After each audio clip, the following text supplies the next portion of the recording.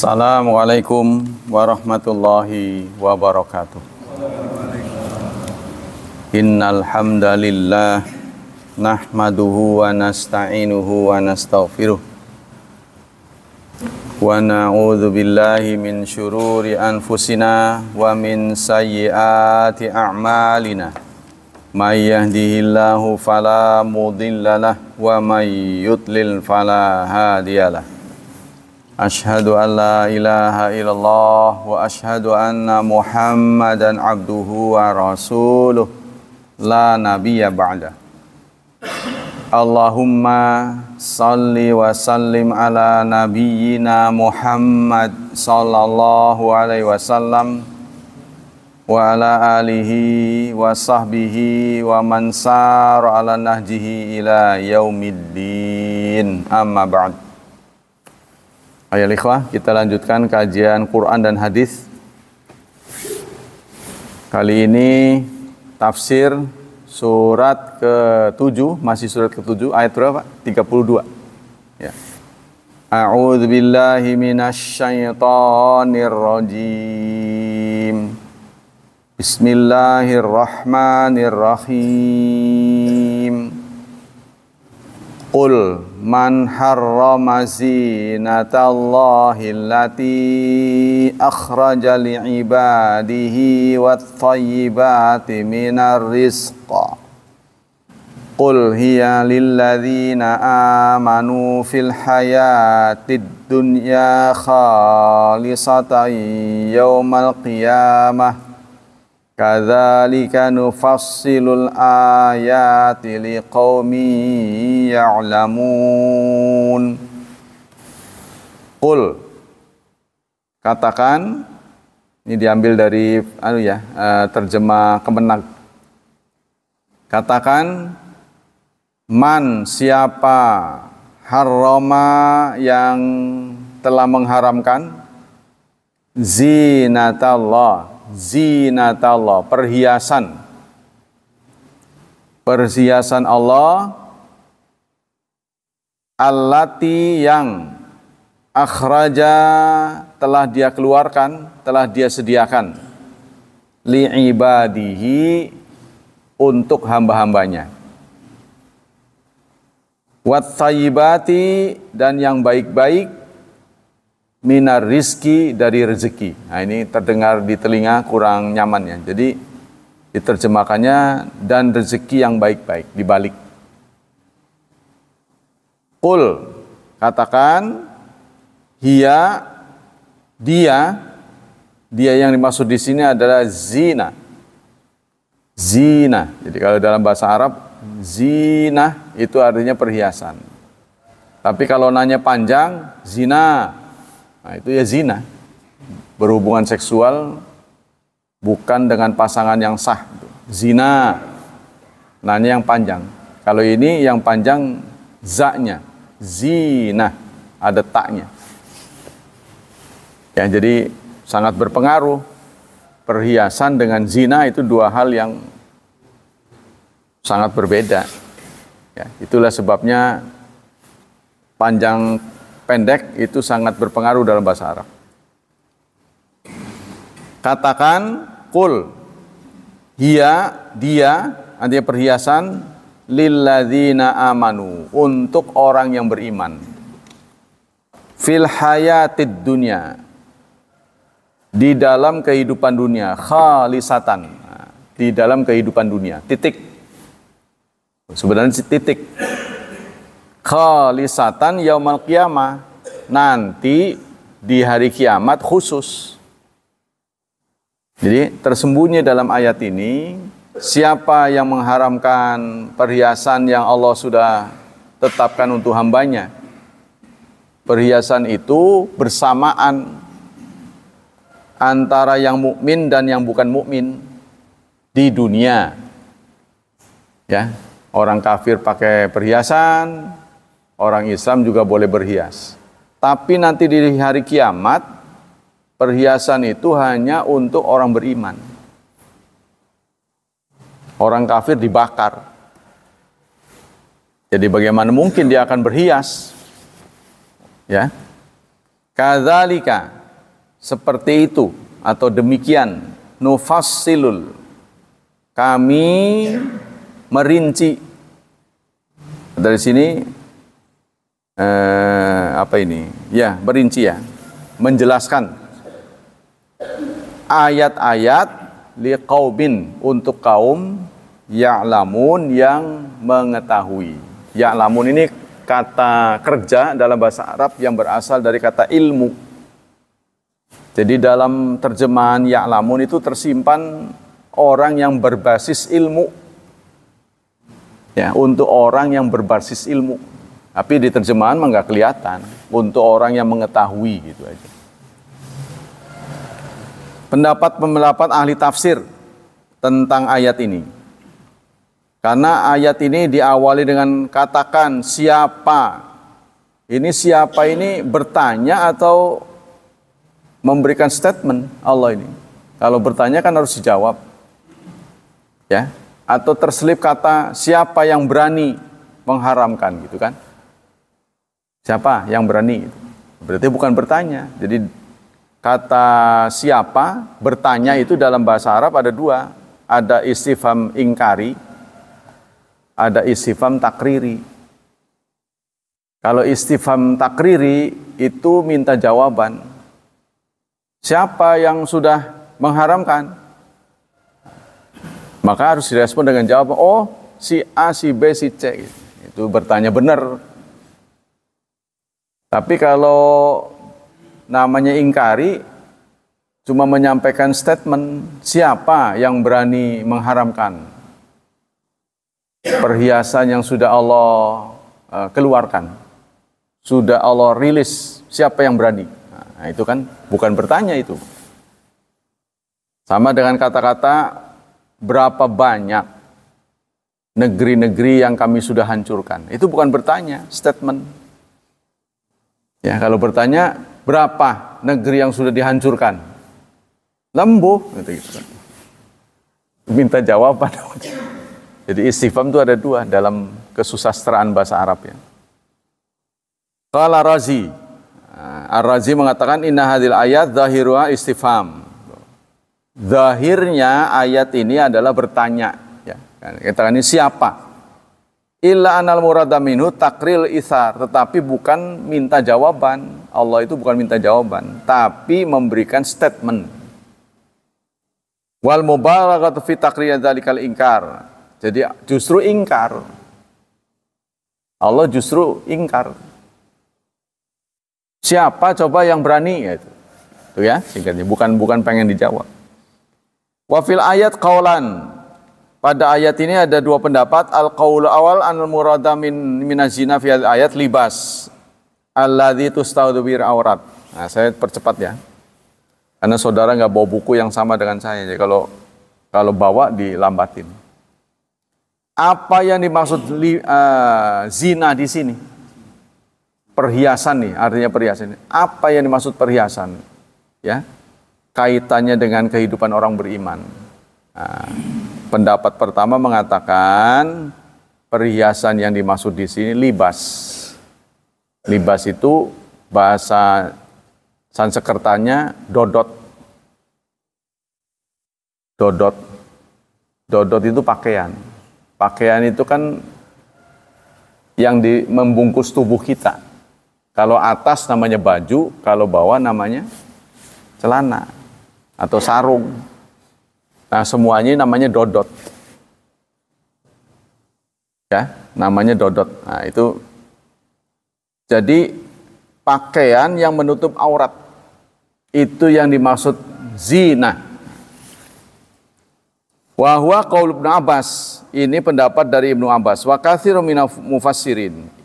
Dan banyak di antara mufassir. Kalau yang dimaksud di sini perhiasan itu adalah pakaian, ya hal yang biasa saja. Ya, jadi mungkin ini berhadapan dengan orang yang beranggapan menghadap Allah itu tidak perlu berpakaian. Kan begitu ini.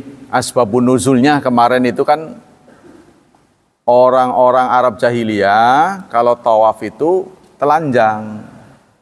Ya, karena mereka telanjangnya itu bukan sembarang telanjang, dibarengi dengan keyakinan. Jadi kalau telanjang tidak ada keyakinan sih mending, tapi ada keyakinan. Adanya keyakinan bahwa menghadap Allah itu seperti saat kita dilahirkan, telanjang. Begitu kata mereka. Maka ayat ini turun, siapa yang mengatakan harus telanjang?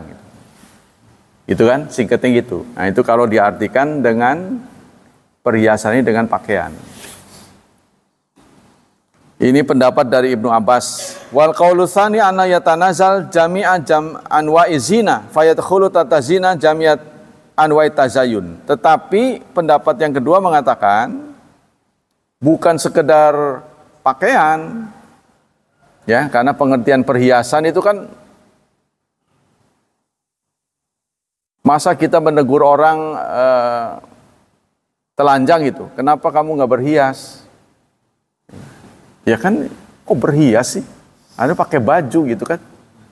Nah, berarti berhiasnya lebih dari biasanya. Tuh, pendapat yang kedua.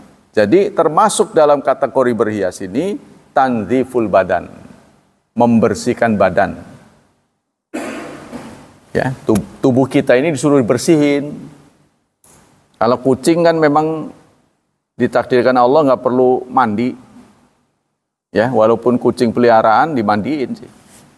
Ada salonnya. Salonnya kadang-kadang mandinya lebih mahal daripada kita. Kucing mandi 25.000.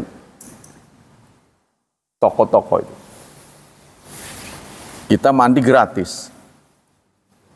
Nah ini kadang-kadang tidak cocok ya. Yang dipelihara makannya apel. Yang punya boro-boro. Ini sebuah kebodohan sebenarnya. Tapi kalau yang pelihara kan nggak mau disebut bodoh. Sebaik-baik makhluk di dunia ini adalah manusia. Kalau saudara mau pelihara makhluk itu manusia. Karena manusia itu diikat oleh undang-undang. Ya, itu yang terbaik manusia. Jadi jangan pelihara binatang, kita lengah, mati dia. Kita dosa jadi. Nah, kita kembali ke sini. Jadi pendapat yang kedua itu bukan sekedar menutup aurat, tapi zina ini dandan. Bahasa anunya tuh. Dandan. Ya. Jadi siapa yang berani mengharamkan dandan? Jadi kita diminta untuk dandan, terutama laki-laki bukan perempuan. Nah, kita justru terbalik, fenomenanya yang dandan malah perempuan. Jadi kalau dalam acara kebersamaan itu yang rapi, sebab kalau nggak disuruh rapi, nanti umat Islam tampilnya kumel, bajunya sobek-sobek, ya sangat ekstrim, berbeda dengan saat dia mau ke pasar atau mau ada perayaan-perayaan.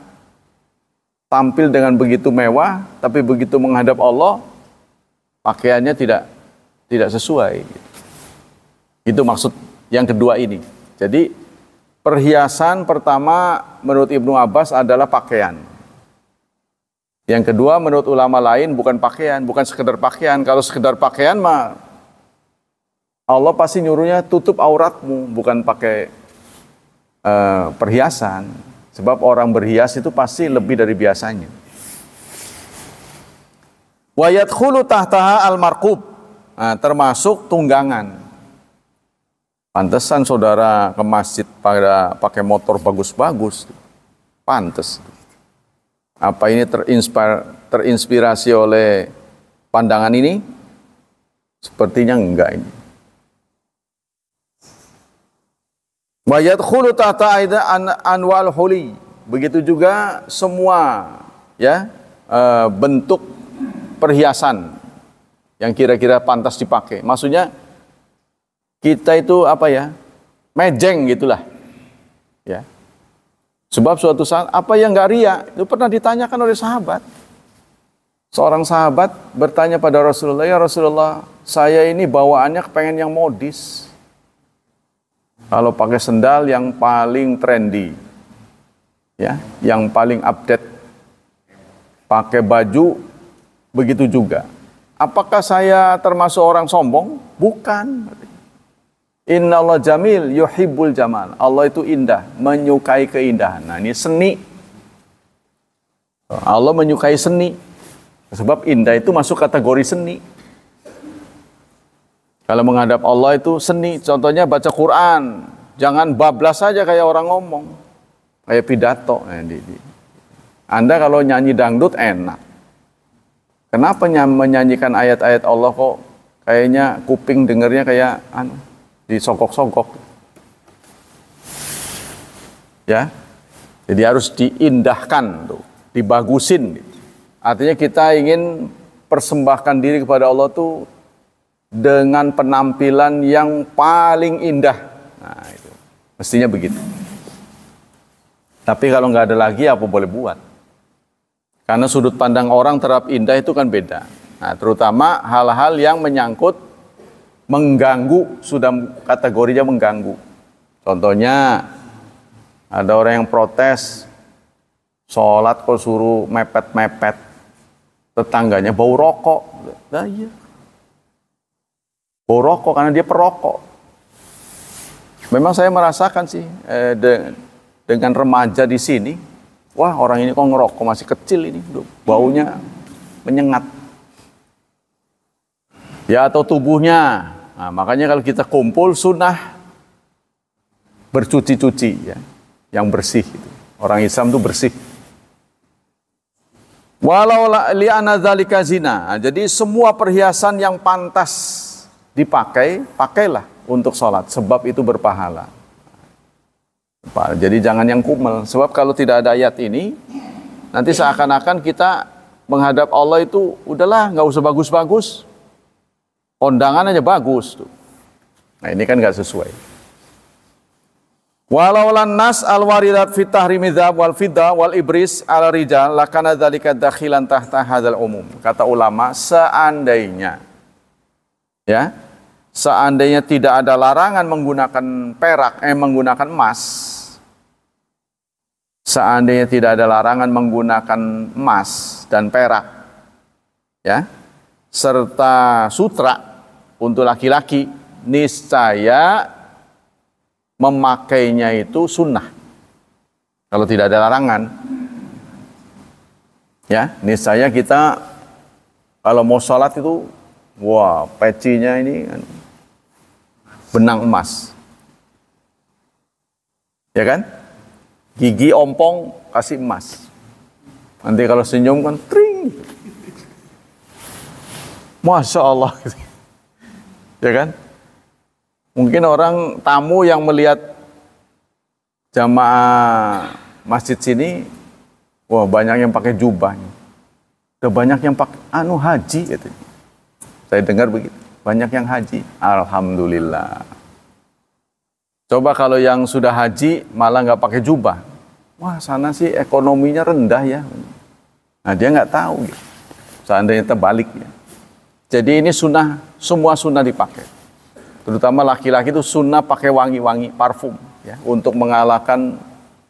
Tapi kalau terlalu kenceng juga sama aja mengganggu ya. Waduh, nyengat amat ini. Singkatnya jangan sampai mengganggu karena akhlak itu kan bertumpu di atas 4. Ya, jangan mengganggu, membantu, jangan mengganggu nih, membantu, jangan mengganggu, senyum, ramah, jangan perangat-perengut. Orang yang melihat Anda itu nggak bersalah, jangan diperengutin. Jangan urusan rumah tangga dibawa ke masjid, perangat-perengut. Yang habis dimarahin sama istri, dibawa ke masjid, perangat-perengut. Senyumlah. Senyum itu murah dan berpahala. Sebab muka selalu dibawa kan. Wong udah senyum aja dianggap merengut, bagaimana merengutnya? Waduh, berabe ini. Nah, yang keempat, sabar dalam bergaul. Karena kita tampil dengan latar belakang yang berbeda. Ngomong keras dianggapnya nyentak, ngomong pelan-pelan nggak kedengaran, nggak taunya lawan bicaranya kurang. Itu penurut Ar-Razi. Jadi kata Ar-Razi ada dua pendapat tentang pengertian libas. Ada yang pengertian zina, ada yang mengatakan sekedar menutup aurat, ada yang mengatakan tidak cukup dengan sekedar menutup, tapi harus dandan. Ya, kalau bertemu dengan orang lain itu harus berdandan.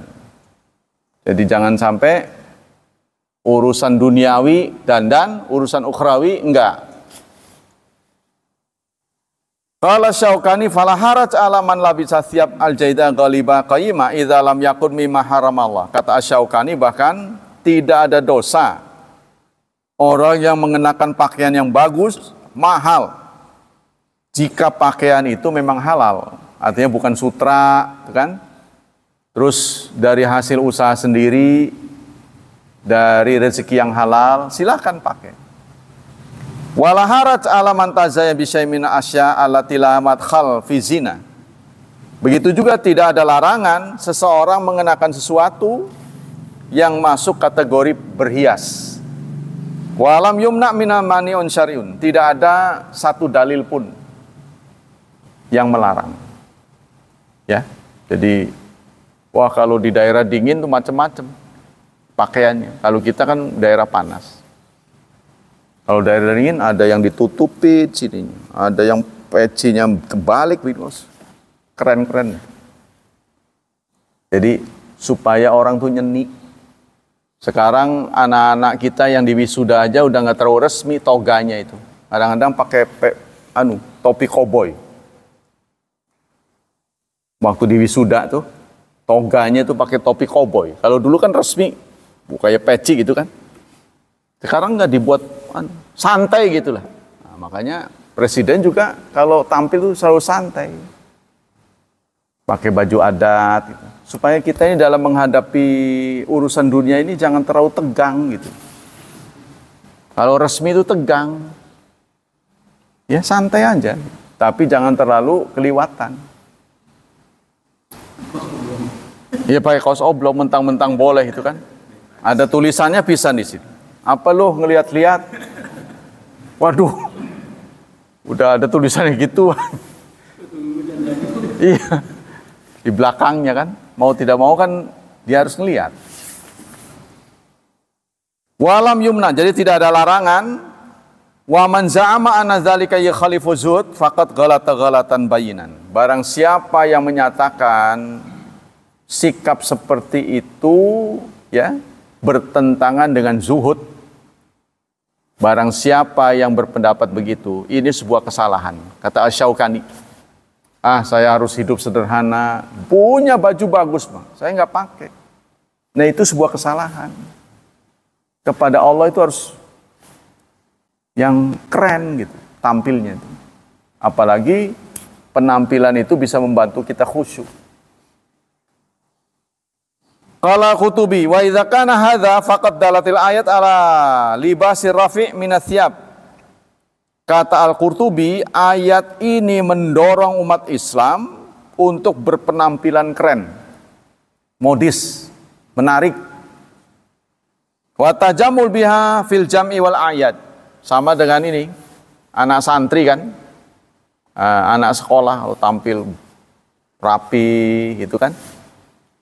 Kan gurunya juga senang ngelihatnya. Kalau nyeni mah. Begitu juga kalau dia ngerjain soal, tulisannya rapi, nggak urek-urek gitu. Kadang-kadang dikasih tip X, waduh, bacanya udah males.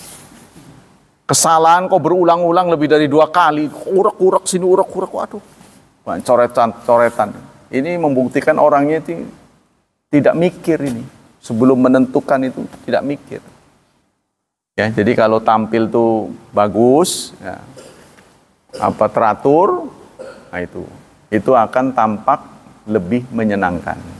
Ya seperti ini kan diteratur, ya kan, dibuat seragam. Kenapa dulunya merah nih? Nah ini diganti hijau. Ini mungkin nyeni, pengen nyeni itu. Ya, kalau tampak berbeda ini merah. hijau. Nah, itunya juga hijau, hordeng. Ya kan? Kenapa dipilih hijau? Ya mungkin DKM memilih supaya di mata ini enak gitu. Ya nggak tahu apa motivasinya gitu. Tapi kenapa ini hijau. Apa sebabnya? Nanti ada yang mau bid'ah, janganlah itu. Apa aja beda bid'ah. Nah, kenapa itu kan? Kita mesti nanya. Ini begitu juga AC sono itu letaknya itu. Nah, itu kan simetris. Sini. Ini kurang pas itu. Oh yes, pas itu. Pasti dapat ukur ini. Dapat mempertimbangkan gitu, meletakkan benda itu. Ya nggak sembarangan, jadi kelihatannya dilihatnya sudah, waduh pusing gitu. Gitu kan? Kalau suka seni, gitu. Kalau nggak suka seni ya susah. Nah ini, zina ini masuk kategori seni. Gunakan kesenianmu. Ya, explore kesenian. Seperti kita baca, semerdu mungkin. Tapi kalau merdunya udah segitu, ya apa boleh buat. Merdunya aja nggak merdu gitu. Bagaimana nggak merdunya? Jadi jangan sampai nyanyi dangdut enak, gitu. Tampil ada tempat hajatan duluan, tapi giliran ngimami di belakang. Nggak mau. Cobalah, siapa tahu orang-orang yang pernah menjadi imam duluan masuk surga.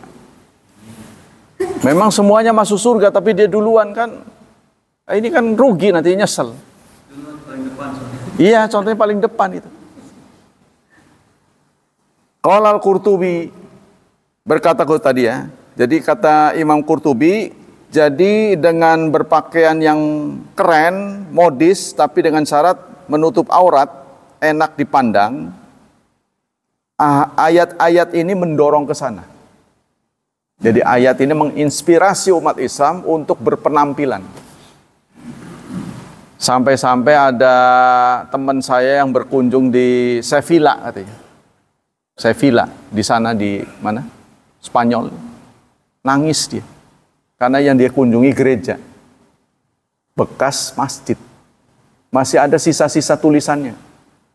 Jadi dibuat kaligrafinya sedemikian jelimet gitu. Orang kalau ngerjain jelimet, kalau urusan perutnya belum teratasi nggak mungkin. Begitu jelimet. Coba Anda lapar, nulis yang bagus, nggak bakal bisa. Iya, karena kan konsentrasi. Itu kok bisa jelimet sekali gitu. Nulisnya bagus kaligrafi. Tapi dia nangis karena tempat itu sekarang bukan lagi masjid. Di Spanyol. Kenapa saudara bisa begitu? Ini gara-gara politik. Kalau menurut kesimpulan para ahli itu politik. Kekuasaanlah yang membelah umat Islam.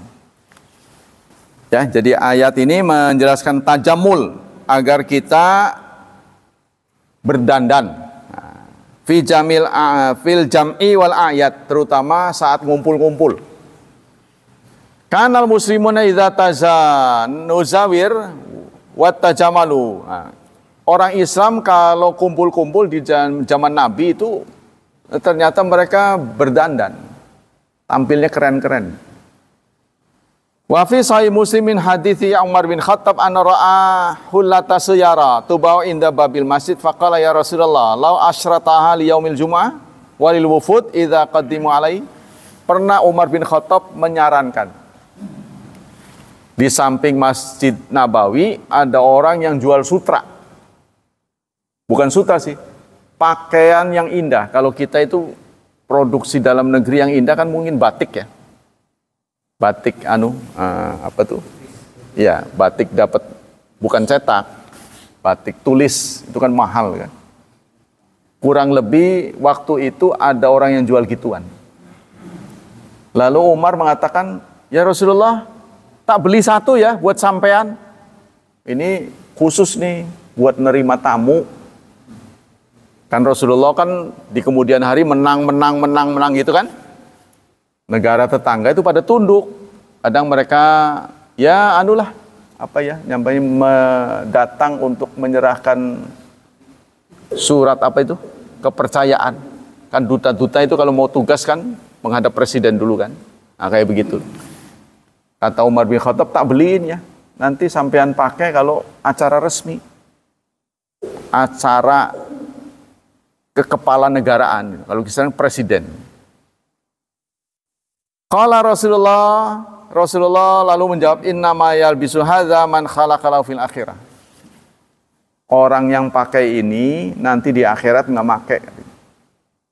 Sebab saat diunjukkan ternyata terbuat dari sutra. Tuh. Tapi nanti suatu saat Rasulullah memberikannya kepada Umar. Karena Rasulullah dapat diberikan pada Umar. Ketika dipakai Umar, Rasulullah marah. Oh, kamu pakai? Ya Rasulullah, kan ini engkau beri saya. Bukan buat dipakai. Bukan, saya ngasih kamu itu untuk sedekah. Kamu sedekain lagi. Gitu. Jadi bukan buat dipakai.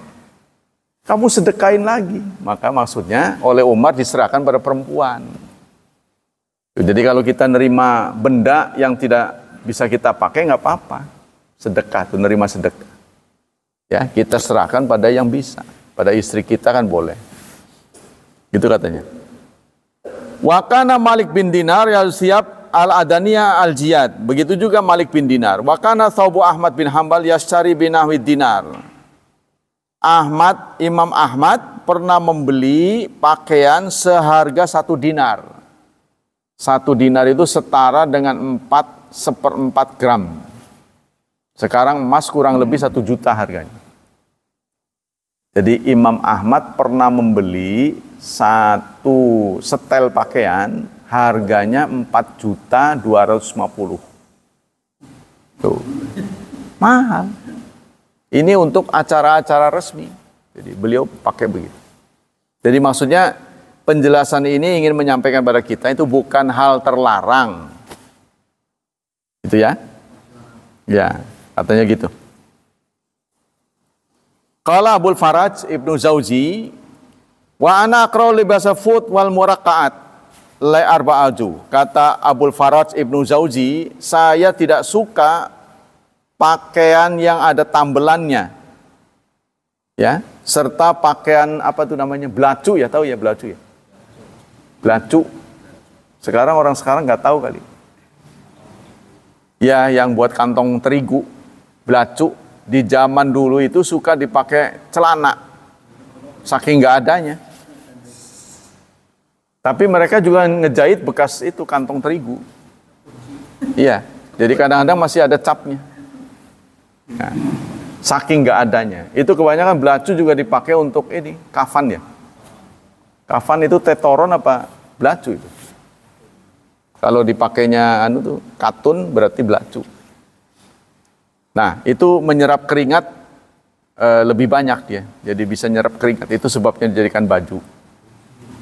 Ya. Saya, kata Abul Faraj, tidak suka pakaian belacu serta pakaian yang ada tambelannya. Karena 4 hal.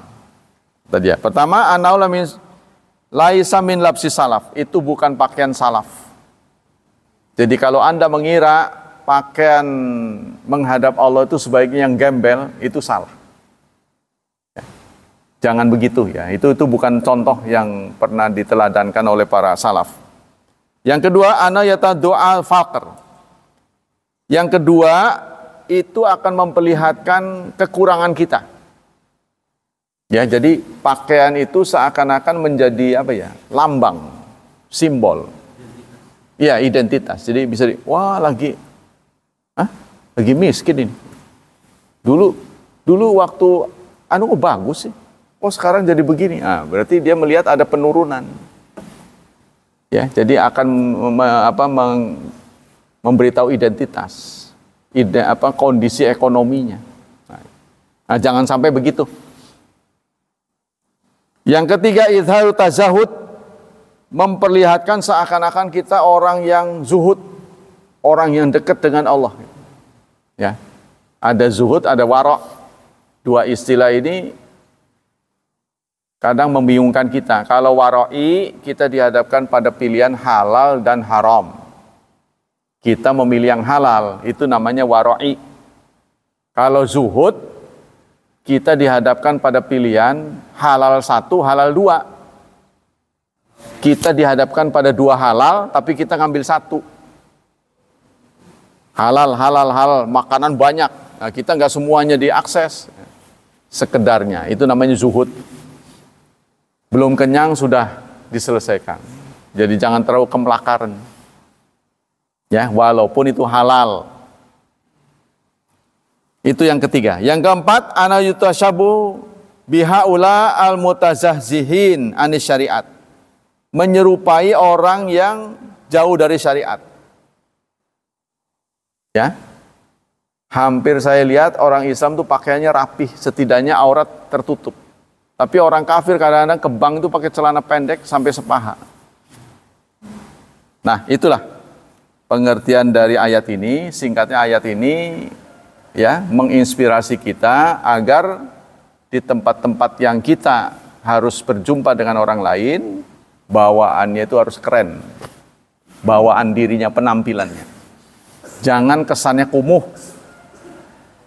Ya. Ini akan menambah penderitaan di atas penderitaan. Jadi kalau orang lagi menderita tapi penampilannya keren kan orang nggak tahu, ya kan? Tapi kalau penampilannya kumuh nanti yang ngelihat jadi menderita gitu. Jadi mau senyum pun jadi nggak jadi. Ya Allah, saudaraku begini amat. Nah gitu kan? Nah, kita lanjutkan dengan hadis. Bismillahirrahmanirrahim. Nggak ada masalah sih sebenarnya. Kan Rasulullah juga pernah pakai sendal tuh waktu di tengah, asal nggak mengotori, asal ini alasnya ini, lantainya itu lantai yang dibenarkan pakai sepatu. Contohnya di tempat terbuka, kan tidak mungkin itu kan. Tapi kalau keramik begini ya nggak boleh. Fakhla'na alaik, maka lepaskanlah sandalmu, kan ada ayat itu. Kalau menghadap Allah itu lepaskan sandal. Tapi kalau di tempat-tempat yang memang berbatu seperti di Mekah, kita tidak menemukan musala atau masjid, ya, sehingga kita barengan sama orang udah di atas sana, boleh. Tapi kalau waktu sujud gimana? Ketutup apa enggak? Nah, kalau ketutup itu masuk kategori mujah. Ya, mujah itu adalah pakai sejenis sandal, sejenis sepatu yang menutupi mata kaki, sehingga nanti kalau batal, ya nggak perlu dibuka. Itu mujah, namanya khuf. Ya, jadi nanti yang diusap atasnya bukan di bawahnya. Itu ada kebolehan memang. Jadi tergantung medannya. Kalau seperti kita di masjid sini ya nggak boleh. Babu sifatir mani rajul wa mal mar'a alladhi yajibul ghusl bi khurujihima. An Thauban maula Rasulillah kuntu qaiman inda Rasulillah fajah habrun min ahbaril yahud.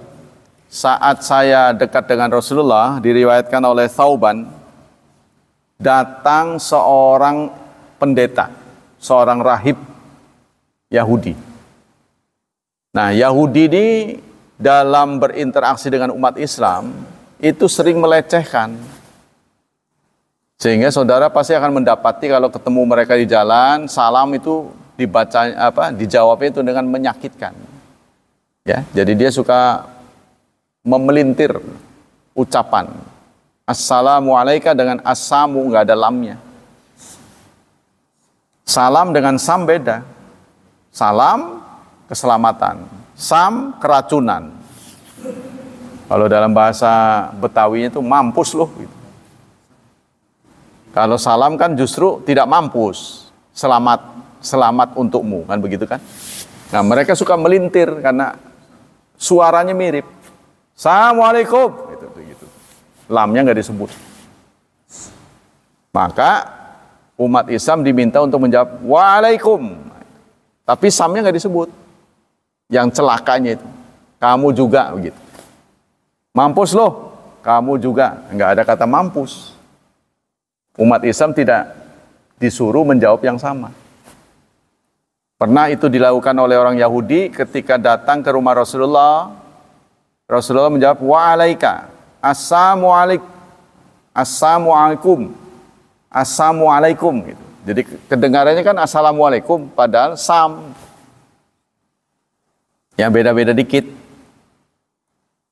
Aisyah juga dengar. Oleh Rasulullah dijawabnya wa'alaikum. Nggak ada samnya. Tapi oleh Aisyah, wa'alaikumsalam wa la'natullah wa ghadabuhu. Marem itu. Saking jengkelnya. Ini suka ngefrank di sini. Orang Yahudi ini suka ngerjain dari dulu sampai sekarang. Ya, itu sampai sekarang kelakuannya begitu. Pendeta Yahudi berkunjung ke rumah Rasulullah. Lalu apa kata orang Yahudi? Memulai salam, assalamu alayka ya Muhammad. Assalamu alayka ya Muhammad. Disebut namanya. Sahabat yang ada di dekat Nabi marah. Gak bisa sopan ya. Gak bisa sopan. Manggil nama. Ya sama dengan saya datang ke Pak Andi. Assalamualaikum Andi. Kok begitu amat ya ngomong. Walaupun namanya Andi gitu. Nah ini. Assalamualaikum Muhammad. Tuh. Sahabat marah, didorong orang itu hampir terjatuh. Yahudi itu. Lalu sahabatnya berkata pada Yahudi itu, ya kamu nggak bisa ngomong ya Rasulullah. Itu tuh, maksudnya seperti sekarang lurahnya siapa nih? Ya ibu, ya. Dipanggil namanya. Ainun, nah, contohnya. Atau Nur, panggil. Nggak bisa manggil Bu Lurah, gitu. Contohnya gitu. Contohnya begitu, jabatannya. Kan Muhammad memang nama, tapi Yahudi ini manggilnya nama. Bukan, ya Rasulullah, nggak bisa manggil Rasulullah. Seorang sahabat marah. Faqala Yahudi, kemudian Yahudi itu melanjutkan, inna ma nad'uhu bismihi alladzi sammahu bi ahlu. Loh, namanya kan memang Muhammad. Ngeyel si Yahudi. Kan memang namanya. Benar kan saya? Apa saya salah manggil namanya? Begitu kata orang Yahudi. Memang suka begitu. Ya, jadi sering bikin gaduh. Iya ngeselin. Terus kata Yahudi, innasmi Muhammad alladzi sama bi ahli. Rasulullah pun menjawab, iya benar, Anda benar, nama saya Muhammad. Lalu Yahudi mengatakan, jitu as'aluka faqala Rasulullah ayan fa'uka syai'un in haddatsuka. Saya kesini ini tujuannya mau nanya. Muhammad mau nanya saya. Lalu Nabi Muhammad menjawab, kalau saya jawab apa ada manfaatnya buat kamu? Atau ngerjain doang ini? Gitu. Bener nanya nih, singkatnya gitu. Asma'u bi uzuri. Wih, benar saya datang ke sini, saya mau dengar bener ini. Saya mau dengar. Jadi sebenarnya nanti setelah diuraikan pertanyaan dengan jawaban, dia pengen ngetes. Pengen mentes Nabi. Ini Nabi atau bukan. Jadi di Tauratnya itu ada keterangan. Nabi yang diutus itu akan mengetahui ini. Kalau ditanya ini, dia akan jawab ini. Gitu. Di kitabnya katanya. Ya menurut keterangan di sini.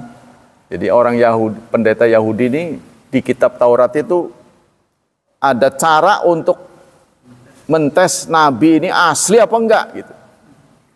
Kalau ditanya ini dia jawabnya begini. Jadi kalau banyak betulnya berarti benar gitu. Singkatnya gitu. Apa pertanyaannya? Aina yakunu nas yauma tubaddal ardu ghairu ardi was samawat? Di mana keberadaan manusia saat bumi dan langit diganti oleh Allah? Kan nanti ada ayat ini dalam surat Ibrahim, bumi kita akan diganti, langit kita akan diganti. Suasananya seperti apa? Di mana jadinya? Maksudnya kalau Pak Hilman mau pindah, kemana pindahnya? Ya. Jadi rumahnya itu akan diganti kemana? Kan sudah ada tanggungan, anak istri ini kemanain? Nah ini cara mentes. Lah manusia kemana itu waktu itu? Kalau bumi dan langitnya diganti? Itu pertanyaan Yahudi yang bikin kesel gitu kan. Faqala Rasulullah hum fi dzulumat dunal jisn. Mereka ada dalam kegelapan. Di bawah jembatan. Katanya di bawah jembatan, jembatan Shiratal Mustaqim. Jadi sebelum maksudnya ini tempat untuk mereka diganti, ya, mereka ada di bawah jembatan. Faqala man awalun nas ijazatan? Siapa yang pertama kali melintasi Shiratal Mustaqim? Yahudi bertanya lagi. Yang melintas pertama siapa? Tuh, kan susah jawabnya ini. Faqala, Rasulullah menjawab, fuqara'ul muhajirin. Orang-orang fakir dari muhajirin. Padahal namanya orang kan banyak. Jadi yang akan melintas di Shiratal Mustaqim itu kan bukan umat Nabi Muhammad saja. Umat dari zaman Bengen, zaman purba, sampai ke zaman modern. Akan melintas ke situ. Tapi yang akan pertama kali melintas justru umat Nabi Muhammad. Tuh, ya, yang di antara umat Muhammad yang akan melintas adalah muhajirin yang miskin. Melintas duluan. Qala Yahudi fama tuhfatuhum man yadkhul jannah. Di mana ya? Mana mana kebun-kebun yang Allah sediakan untuk mereka? Setelah melintas mereka kemana? Qala ziyadatu kabidinun. Jadi apa hidangan? Maksudnya hidangan mereka nanti tuh, kesenangan mereka setelah sukses melintas kemana? Nah, Rasulullah menjawab, mereka akan mendapat menu yang berasal dari ikan nun. Jadi katanya ada ikan yang harganya sangat mahal. Katanya gitu. Jadi dihitungnya sampai gram, Pak. Kalau viral di internet tuh, dihitungnya harganya sampai gram. Ikan itu langka sekali. Nah ini kata Rasulullah, mereka akan menikmati hidangan jejeroan, kabit, ya. jantungnya ikan nun. Fama gidauhum ala isriha. Setelah itu mereka makan apa? Setelah makan itu, makannya apa? Berikutnya, menu berikutnya. Yunharu lahum thawrul jannah. Mereka akan menikmati daging banteng surga. Ini pertanyaan begini kan susah jawabnya. Alladzi kana yaqulu min atrafiha, dan mereka akan makan dari pinggir-pinggirnya, maksudnya enggak dari tengah. Daging banteng mungkin besar ya. Lalu fama syarabuhum, minumannya apa? Wah, ini ngerjai. Rasulullah menjawab, min'in, dari sumber mata air. Tusamma salsabila, yang disebut salsabila. Nah, itu yang suka dibaca tuh. Ya, salsabila, itu kan. Salsabila itu katanya minuman jahe apa?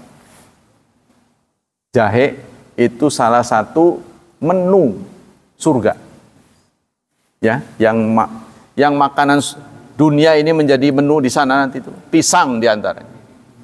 Jahe. Katanya di sana itu. Ini tambahan ini, ya, melebihi dari menu yang standar. Menu yang reguler itu kan madu, air bersih, susu, satu lagi apa itu? Khomer. Ada 4. Ada tambahan lagi ini. Plus jahe. Jadi itu. Ini ditanyakan oleh Yahudi. Nah, kalau saya susah jawab. Qala sadaqta. Lalu Yahudi itu segera mengatakan benar. Katanya begitu. Qala wajitu as'alukan syai'in la ya'lamu ahad min alil ardi illa nabiyyun. Sebab saya datang ke sini tidak akan ada yang bisa menjawab kecuali nabi. Berarti Anda nabi. Ngaku. Faqal jid as'aluka anil walad. Lalu berikutnya dia nanya, saya mau nanya lagi boleh? Iya boleh. Ini kali ini saya mau nanya tentang anak. Kenapa anak itu kok bisa wajahnya ada yang ke ibu, ada yang ke bapak itu? Gimana itu? Maksudnya kok wajah anak tuh ada yang memper bapak, ada yang memper ibu. Itu bagaimana kejadiannya? Waduh, jelimet amat ya. Katanya itu. Kata Rasulullah, cairan dari laki-laki berwarna putih. Cairan perempuan berwarna kuning. Tuh, kata Rasulullah nih. Ya. Apabila keduanya berjumpa, ketemu ya, maka siapa yang duluan itu yang memper.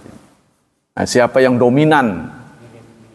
Ya, yang dominan itu yang bikin mirip. Kalau bapaknya yang dominan, mirip bapaknya. Maksudnya yang ditanya oleh Yahudi ini, anak kok ada yang memper bapak, ada yang memper ibu, tuh bagaimana sih ya? Ya saudara juga kalau ditanya begitu, paleng. Walaupun udah SMA sampai perguruan tinggi, Rasulullah kan nggak sekolah ini, ya kan? Kalau bukan wahyu mah nggak bakal bisa jawab begitu. Ini urusan jelimet itu. Tapi yang aneh, saudara, Rasulullah ini menyebutnya air. Nah ini, saudara, saya bertambah keyakinan. Oleh ulama ditafsirkan mani. Katanya gitu. Ini kan berkaitan dengan perempuan kalau suami istri kalau jima, ya, lalu nggak keluar air, banyak cairannya nggak ada, wajib mandi apa enggak? Ini terjadi khilafiyah. Imam Bukhari mengatakan tidak wajib, tapi yang lain mengatakan bukan keluar itu memang bagian dari wajib mandi, tapi bersetubuh juga bagian dari wajib mandi. Singkatnya bersetubuh itu mau keluar kan mau enggak terserah, wajib mandi. Begitu juga keluar, mau bersetubuh tak enggak tak wajib mandi. Contohnya keluar bukan bersetubuh kan mimpi, kan wajib mandi. Itu kan? Nah, kata ulama menafsirkan hadis ini, jadi kalau perempuan itu mimpi, lalu dia tidak melihat mani, kan perempuan mah nggak bersetubuh kan, mimpi bersetubuh. Kalau setelah bangun dia melihat nggak ada bekas maninya, begitu kata uraian ulama, maka dia nggak perlu mandi. Itu saya pernah sampaikan pada saudara, saya sampaikan kebetulan yang hadir, salah satu yang hadir itu dokter spesialis kandungan. Jadi setelah selesai pengajian, saya diajak ke ruangan tertentu, dibisiki sama dia. Saya khawatir suatu saat yang dengar itu non-muslim, dengar bapak menguraikan begitu, dia akan tertawa. Oh ini orang ustadz goblok amat ini, nggak ngerti soal reproduksi. Saya beritahu, namanya perempuan seumur-umur tidak pernah memproduksi mani. Jangan sebut-sebut mani perempuan, kata dia itu. Yang adalah cairan. Saya periksa ini, apa karangan saya ya, saya ngomong. Ternyata di kitab memang mani perempuan. Jadi kalau perempuan setelah mimpi nggak melihat maninya, gitu maninya. Setelah saya periksa ternyata Rasulullah nggak bicara mani, tapi air. Tuh, itulah wahyu itu. Jadi orang sekarang pun umatnya nggak tahu. Ulama-ulama nggak tahu bahwa perempuan itu hanya mengeluarkan cairan lubrikasi, pelicin. Kalau enggak nanti terjadi luka, karena digesek-gesek kan panas. Ya ini sih saudara, tubuh saudara gesek-gesek panas kan. Coba kalau nggak dikasih minyak, luka ini. Tangan dengan tangan begini terus luka ini. Lecet, bahasa kasarnya lecet. Nah makanya kalau udah semakin menua, produksinya semakin berkurang, bahkan kadang-kadang terhenti. Tuh. Itulah sebabnya dipegang dia kesakitan. Jadi harus dibantu dengan lubrikasi, cairan buatan manusia, suntik. Tuh, itu suami yang bijak. Jadi bukan menolak, dia sakit. Itu sebab. Nah ini Demikianlah hadirin, hafizani wa hafizakumullah, ini menunjukkan bahwa pengetahuan Rasulullah itu tidak mungkin diperoleh oleh Rasulullah yang tidak sekolah. Ini satu bukti bahwa beliau mendapat informasi dari wahyu. Wallahu a'lam bishawab. Iya, masuk berhias. Yang penting kalau saya sih ya lebih lebih kepada fungsinya. Yang bedanya sederhana dengan mewah itu kan lebih kepada fungsinya. Contohnya kita membangun rumah yang bakal tinggal berapa orang, disesuaikan. Itu loh. Yang tinggal cuma 2, rumahnya seablak-ablak, ini kan nggak sesuai. Gitu. Kalau orang melihat begitu, mewah. Tapi kalau memang sekitar-sekitarnya sudah mewah, ya no problem. Kan Rasulullah pernah, rumah Rasulullah itu katanya atapnya pendek. Jadi bisa dipegang begini atapnya itu. Ya. Ini saudara harus tahu, jadi rumah pendek nggak ada masalah. Emang apa masalahnya rumah pendek? Yang penting cuacanya dingin. Nah kalau sudah rumah pendek, panas, nyangkin panas, keringetan. Kan begitu? Karena beliau di Madinah itu cuacanya ekstrim. Kadang-kadang itu saya mengatakan, nginjek lantai itu seperti nginjek es batu. Wajar. Coba Anda lihat di Bandung. Rumah-rumah itu hampir nggak ada ventilasi. Saya lihat kan, saya dulu pernah lama di Bandung. Saya lihat, nggak ada ventilasi. Nggak taunya kalau ada ventilasi dingin. Jadi dia ditutup rata-rata. Nah itu. Jadi pernah diajukan oleh Umar, saya bangun rumah Anda ya, keliwatan amat sih. Saya mau bangun rumah ngelihat pemimpin rumahnya begitu. Nah, Rasulullah menolak, saya ini nabi bukan raja. Ya, jadi mereka masih menetapkan kesederhanaan. Karena sahabat-sahabatnya begitu. Tapi kalau sahabat-sahabat sudah mewah, ya kita kalau nggak mewah justru akan menjadi tanda tanya. Ya, jadi kalau kesederhanaan itu disesuaikan dengan manfaatnya. Tuh, kalau ada nilai plus-plusnya, ya no problem. Ya, sebab kata Syekh Utsaimin nih Pak, saya sekarang menjadi karyawan. Lama-lama saya berkarir jadi manajer, tapi pakaiannya masih karyawan saja. Itu justru tidak baik. Jadi harus berubah baju manajer. Tapi kalau saya manajer bajunya baju direktur utama, ini yang namanya nggak sesuai kata beliau. Jadi terlalu tinggi. Itu bahasa beliau tentang sederhana. Ya, demikian kajian pagi ini. Semoga menginspirasi dan menambah wawasan kita semua. Semoga Allah melimpahkan pahala yang berlipat untuk kita. Allah menyelamatkan dan melindungi kita dari wabah dan fitnah, dari syubhat dan syahwat. Dan kita berdoa memohon Allah kepada Allah supaya nasib anak-anak kita dimudahkan, diberkahi, serta diberi petunjuk untuk menjadi hambanya yang saleh dan salihat. Subhanakallah wa bihamdik, asyhadu an la ilaha illa anta astaghfiruka wa atubu ilaik. Wassalamualaikum warahmatullahi wabarakatuh.